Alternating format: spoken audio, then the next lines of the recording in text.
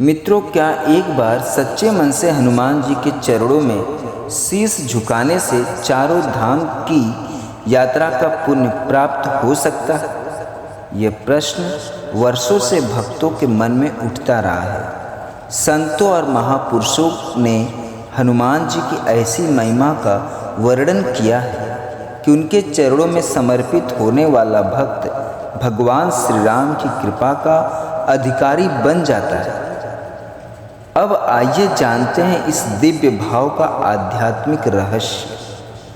मित्रों, सनातन धर्म में चार धाम बद्रीनाथ, द्वारका, जगन्नाथ, पुरी और रामेश्वरम मोक्ष प्रदान करने वाले तीर्थ माने गए हैं। इन धामों की यात्रा केवल स्थानों का भ्रमण नहीं, बल्कि आत्मा की शुद्धि और ईश्वर के प्रति समर्पण का मार्ग है।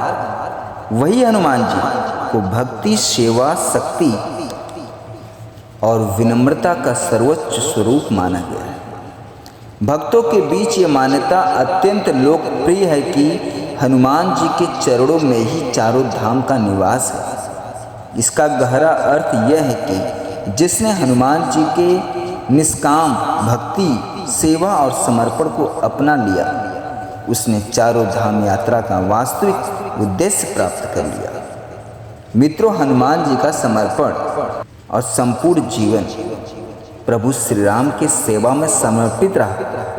उन्होंने कभी अपने लिए कुछ नहीं चाहा। उनके लिए सबसे बड़ा सुख केवल श्री राम के चरणों की सेवा थी। यही कारण है कि उनके चरणों को भक्ति का सर्वोच्च तीर्थ माना जाता है। हनुमान चालीसा की प्रसिद्ध चौपाई भी उनकी महिमा का वर्णन करती है। और देवचा चित्त न धरे, हनुमत से ही सर्व सुख करे। अर्थात जो श्रद्धा और विश्वास के साथ हनुमान जी की भक्ति करता है, उसके जीवन में सुख, साहस और आध्यात्मिक शांति का संचार अवश्य होता है। ध्यान देने योग्य बात यह है कि हनुमान जी के चरणों में चारों धाम हैं। यह मुख्य रूप से भक्ति परंपरा में प्रचलित एक आध्यात्मिक भाव है।